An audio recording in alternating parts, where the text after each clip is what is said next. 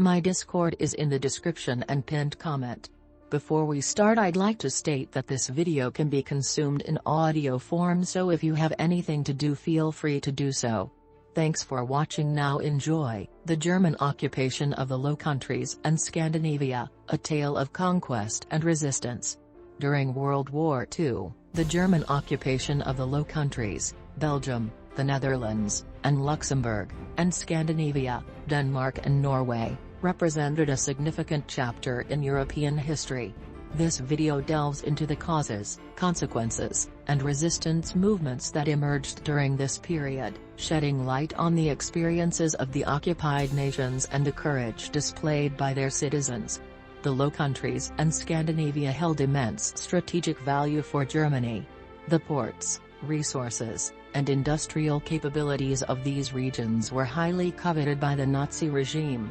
Control over the Low Countries offered Germany a favorable position to launch future offensives and facilitate the transportation of troops and supplies, while occupying Scandinavia secured crucial access to Swedish iron ore, essential for sustaining German war efforts. By May 1940, Germany had launched a swift and devastating military campaign against the Low Countries to pave the way for the invasion of France.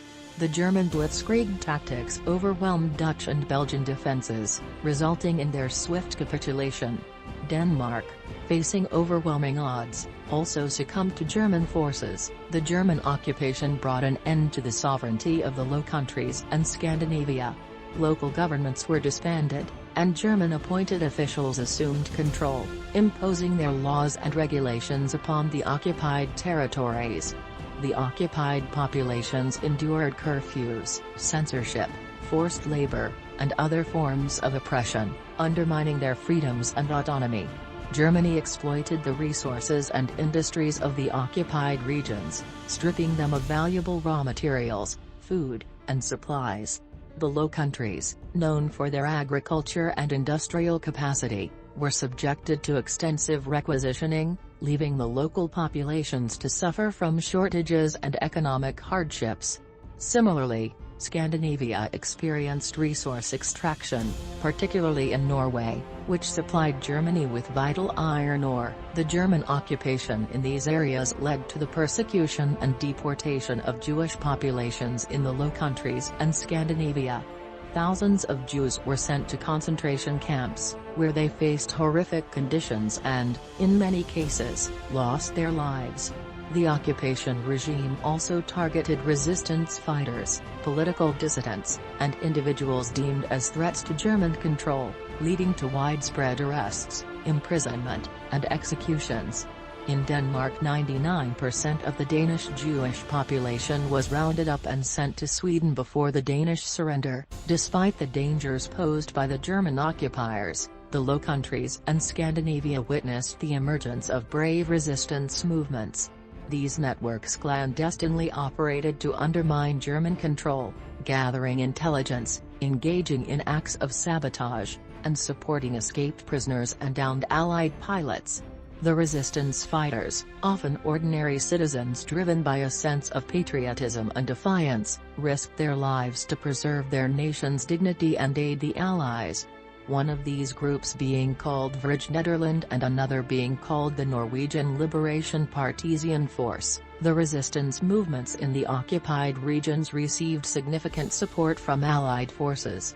British intelligence agencies, such as the Special Operations Executive (SOE), played a crucial role in training and supplying resistance fighters, equipping them with tools and information necessary for their operations. Coordinated efforts between the resistance movements and the Allies, including airdrops of supplies and weapons, helped bolster the morale and effectiveness of the resistance. As the war neared its end, the occupied territories became the focus of Allied offensives. Through a combination of military operations and the efforts of the resistance movements, the German occupiers were gradually expelled from the Low Countries and Scandinavia. The bravery and determination displayed by the resistance fighters in the face of adversity left an enduring legacy of national pride and a testament to the resilience of the occupied nations. The German occupation of the Low Countries and Scandinavia during World War II had profound and lasting consequences for the occupied populations.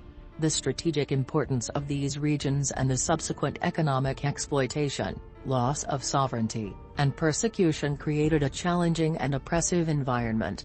However, the occupation also sparked remarkable acts of resistance, with underground networks defying the occupiers and collaborating with the Allies.